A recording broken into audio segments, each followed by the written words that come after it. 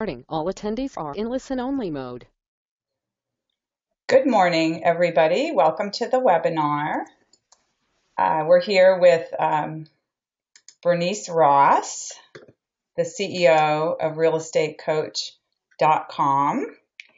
And I'm just so excited to have Bernice here today to talk about how to create a red hot business plan. And I've just made Bernice the presenter, and I can see your screen, Bernice. Welcome, and thanks so much for doing this. Before you get started, Bernice, I just want to make sure that if anyone that's listening online can just use the question panel to tell me that they can hear us okay, and also see Bernice's screen okay, that would be really, really great. And I'm going to throw it over to you, Bernice. Thank you again for doing this for us. Well, great. Thank you, Melissa, and thank you for all of you who got up early to be in the office this morning and who are here and care about having a business plan, because it is the secret for success in 2015. Here's what we're going to be covering today. First, how to dispel the 6 common time management myths. Second, how to create a business plan based upon your production profile. Third, how to implement 11 red-hot business planning secrets that are your personal GPS for success. So, and I don't know what happened just then, but we had a little glitch with the software here, so hang on a sec. So let me try this again. It went right down to the end of the presentation. So, Melissa, are we seeing 6 time management myths now? I'm seeing 6 time management myths. Yes. Great. I don't know what happened just then. That's never happened before. The good news is everybody says they can hear you great and see you great. So I've got 4 or 5 people saying that you're doing great. So I think you're fine. Okay, fantastic. So the technology is working just fine. Okay, so the question I have for you, we're going to start with these 6 time management myths. And have you fallen victim to any of these? Because I know I have. The first one is, myth number 1 is that you can manage time. You know, how many times have you heard the word time management? Well, the truth of the matter is you can't manage time. You can only manage yourself and the choices that you make about how you spend your time. So give up on trying to manage time and instead look at your choices. That's a really key point. Second, I used to work 7 days a week, and I imagine some of you do too, and not take time off. And myth number 2 is that there's no time for downtime. The truth is you cannot afford to not take time off. And the reason is, actually, when you take time off, you are more efficient, you perform better, and also all those really troublesome clients that you don't, that are being really difficult to, deal with, in many cases, those people just disappear. And part of it is just you're in a better place. Myth number 3, I have to be available 24/7 to succeed. No, you need to have a life. You need to have time for family, loved ones, time to care for yourself. Instead, your clients just want you to be in regular contact with them. They don't need you to be available every single minute of the day. Now, how many of you, for those of you who are really busy, one of the ways that we get into trouble is thinking I'm the only one who can do it. And like this woman in this picture, I have fallen asleep at my desk from working too much. So instead, what you need to look at is that many times delegating gets the job done faster and more competently. So as you go through this year, and you evaluate where you are in terms of your business plan, ask yourself, what do I really dislike doing? And maybe you're really good at presenting with buyers and sellers. That was always, I love doing the deal, but I hated doing the paperwork. It's just like, So being able to turn something over to a transaction coordinator, or to have a virtual assistant who maybe tracks your receipts and things for you. But these things are ways that can, that free you up to spend more time with buyers and sellers, or to spend more time taking care of you. Myth number 5, taking time off will cause my business to decrease. There's a tremendous amount of research on this, and the truth of the matter is taking time off creates room for new business. In fact, if many of you who've been experienced, who've done business for a number of years, what happens is every time you plan a vacation, doesn't your business pick up? Well, the reason is you've created all that space, and that's one of the things that you can do When you create space, you create room for new business. So one of the things you can do is clean your desk, clean your office, clean your garage, clean your car. It makes no difference where it is. Get rid of old stuff. You know, the holidays are coming. A lot of people could use some of those old clothes that you have in your closet that you're not using. You know, clean out what you're not using because it creates space for new business. And I know I've told this to people for the last 18 years, and they don't believe me until they go do it. So try it and see what it does to your business. You may be surprised.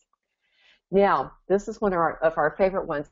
I cannot live without my cell phone.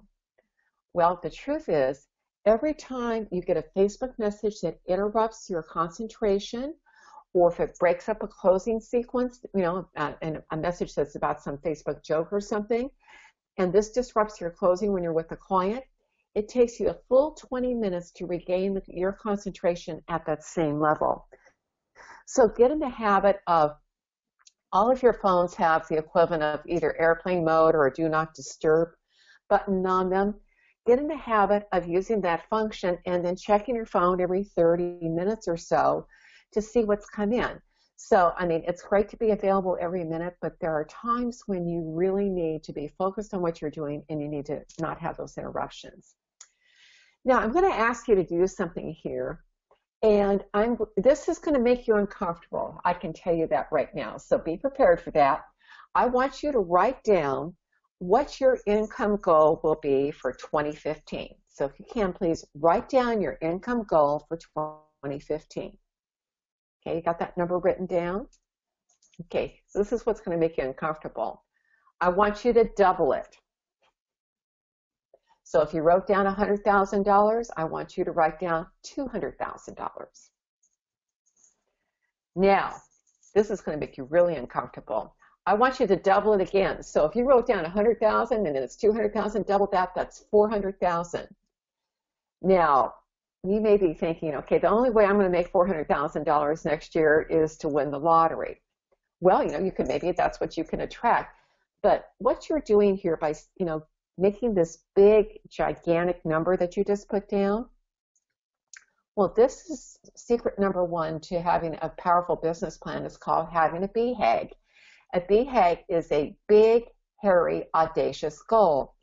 And the reason that these are important is that, you know, if you set your goal at 100,000, then maybe you will hit, you know, 80 or 90. But if you set it at 200 or 400, you're more likely to hit 125 or 150 or even 175 because the big goal pulls you forward. It invites you to say, what would I have to do differently to work less and make more? And that's what the rest of today is going to be about, is how you can work less and make more in 2015. So the question is, how am I ever going to reach that big fat BHAG I just set for myself? It is in reach, but it does take some changes in what you're doing currently, and also looking at what's really working for you.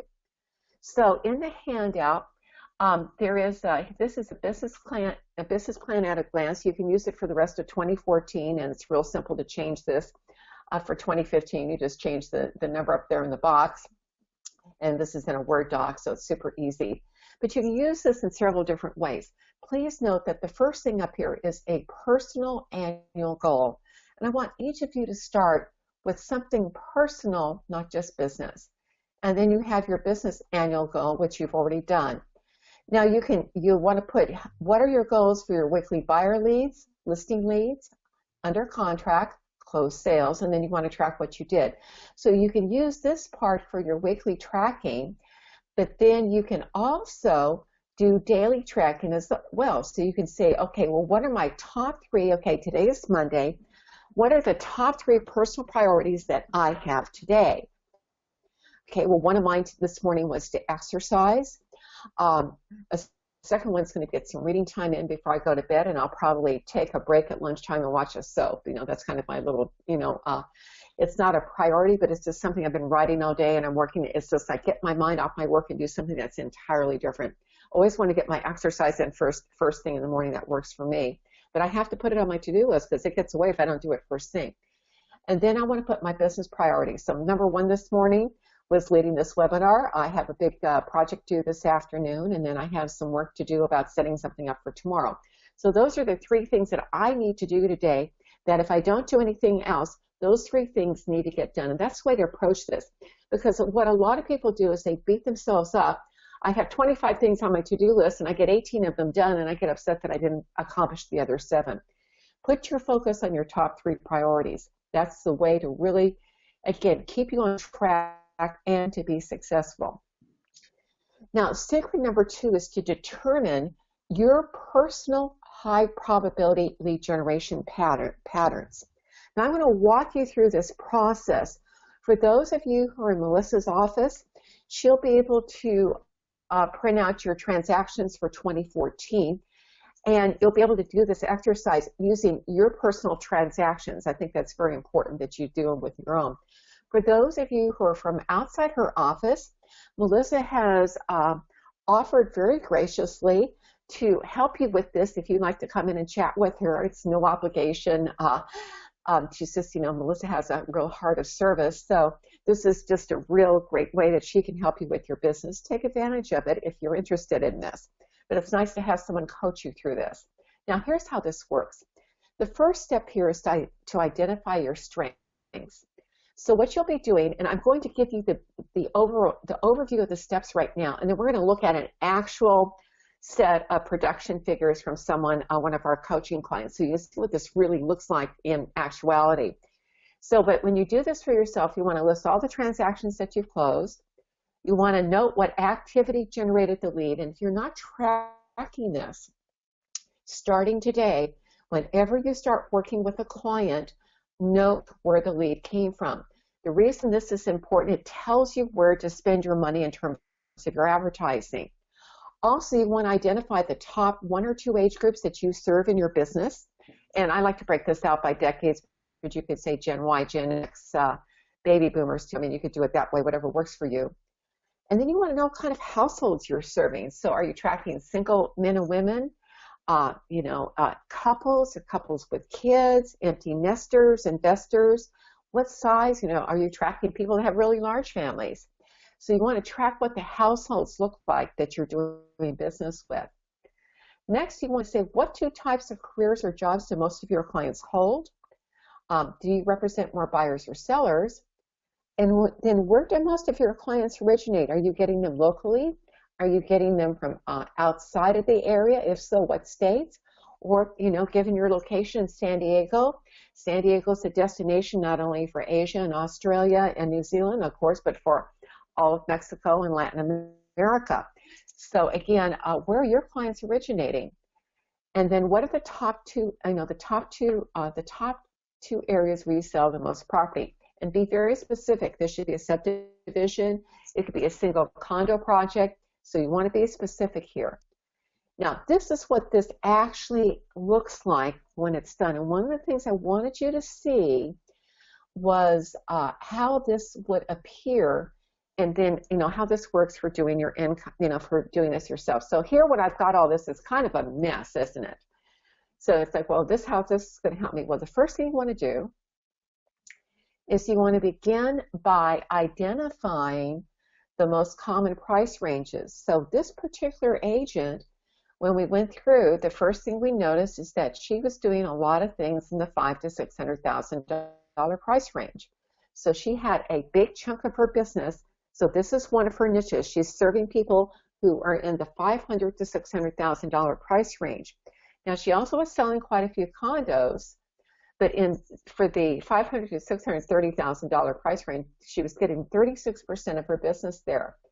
Now, she was selling condos, as I mentioned. She has a second niche here, essentially from, it looks like about $210,000 to $295,000 or $200,000 to $300,000. But 24% of her business came from that price range. So in terms of where she should be marketing going forward in 2015, she'll want to be marketing in these 2 price ranges. This is where she should, if she's door knocking or cold calling or mailing, it should be to these 2 price ranges because that's where she's doing the most business. Now, the next thing, and this is on the handout, what these stand for, but the question is, where did this particular transaction come from? So the first one is PCR for past client referral. So this is a referral from a past client. PCB was a past client who bought something. And then PCL is a past client who listed